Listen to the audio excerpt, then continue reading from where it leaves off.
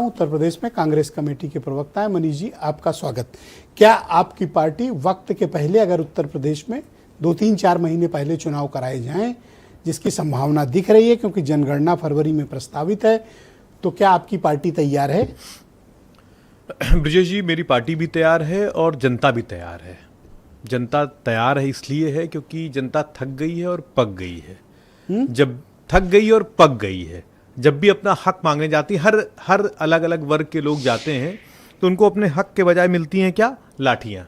जैसे बच्चे हैं, अपना हक मांगने गए, 69,000 शिक्षक भर्ती वाले बच्चों को ले लीजिए जहाँ आरक्षण नहीं मिला, या अभी जो एसआई की परीक्षा हुई थी जिसमें तमाम घोटालों का आरोप है, या अभी गोरखपुर में क्या हुआ, कुछ बच्चे रो रहे हैं इसलिए क्योंकि वो जब सेंटर पे पहुंचे तो पता चला परीक्षा रद्द कर दी गई। इस धूप में गर्मी में बच्चे पहुंच रहे हैं, परीक्षाएं रद्द कर दी जा रही हैं। तो और जैसे ही वो हक मांगने के लिए उतर रहे हैं, उन्हें लाठी मिल रही है और या मिल रहा है एफआईआर। दूसरा, किसान, जब भी बुआई का सीजन शुरू होता है, खाद की कालाबाजारी शुरू हो जा रही है और जैसे ही किसान मांगना शुरू करता है, उसको क्या मिलती है? लाठी। ना बिजली मिल रही है ना उसको ठीक से, और ना मिल रहा है खाद। तीसरा, महिलाओं की बात बड़े जोर शोर से हमारे बड़े भाई कर रहे थे, आलोक जी।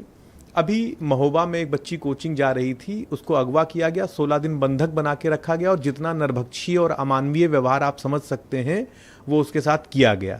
सिर्फ कांग्रेस के प्रदेश अध्यक्ष उत्तर प्रदेश के अजय राय जी उसके घर पहुंचे, दुख साझा किया। सरकार का कोई नुमाइंदा अब तक दुख साझा करने के फौरन बाद प्रधानमंत्री को गाली दी।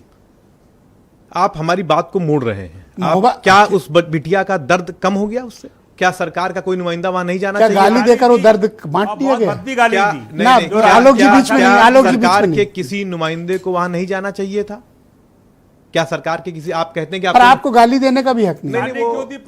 आपको गाली देने का हक नहीं। आलोक जी बीच में नहीं, आप सर बीच में ना बोले सर, मुझे बात करने दें। आपको गाली देने का भी हक नहीं। हमने नहीं दी। आप दर्द बांटने गए थे कि किसी को गाली देने? नहीं, बिल्कुल नहीं।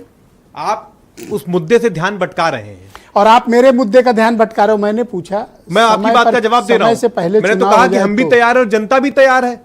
और जनता इसलिए तैयार है क्योंकि जनता जब अपना हक मांग रही है, युवाओं को आप रोजगार नहीं दे पाए। आप इंडस्ट्रियल बेल्ट की बात कर रहे थे साहब, नए किसी इंडस्ट्रियल बेल्ट को आप डेवलप नहीं कर पाए। जो पुराना था, जैसे कानपुर, जैसे गीडा, जैसे बाबतपुर, ये सब बंदी की कगार पर है। कोई नया निवेश नहीं आ रहा है। आपको पता नहीं है 40 लाख करोड़ के निवेश का दावा है। मैं तो चैलेंज करता हूं साहब कि व्हाइट पेपर ले आई और बता दीजिए कि जो 40 नहीं 55 लाख करोड़ के निवेश का दावा है, जो 6-5-6 इन्होंने वो कराई, इन्वेस्टर सबमिट कराई, उसमें जमीन पर कितना लगा है। और बस ये बताइए कि कौन कौन सी फर्म कहां कहां आई और कितना कितना पैसा लगा रही है। मैं चैलेंज करता हूं। अच्छा, मैं चैलेंज करता हूं कि आप बताएं कि आपका समाजवादी पार्टी के साथ जो इन्वेस्टमेंट का प्लान है उसका डिविडेंड तय हुआ? आपको कितनी सीटें मिलेंगी?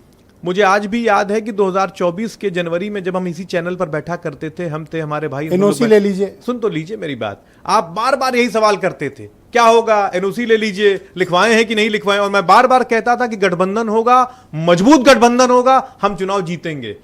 अगर वक्त के पहले चुनाव हो गया, मान लीजिए, सुन तो लीजिए, और अभी आप लोग की सीट शेयरिंग ही तय नहीं है। हम सुनिए तो, यही बात आप तब भी कहते थे और हम तब भी कहते थे कि गठबंधन भी हुआ, मजबूत हुआ और भाजपा को उत्तर प्रदेश में हमने हराने का काम अच्छा, किया। इस तीनों लोगों में, बहनों भाइयों, आप लोगों ने देखा एक होड़ सी मची हुई है। आलोक अवस्थी जी हैं या हमारे मनीष सिंघवी जी, राजपाल कश्यप जी, ये तीनों में एक बात कॉमन है। ये तीनों मुझे गलत साबित करने के लिए आज जी जान लगाए हुए हैं। एकदम नहीं। अरे मैंने कौन सा गुनाह कर दिया? मैंने ये कहा भैया फरवरी में चुनाव का, सुन तो लो आप, फरवरी में जनगणना होगी, ये बात झूठी तो है नहीं, है कि नहीं? आप बताओ। एकदम सही है।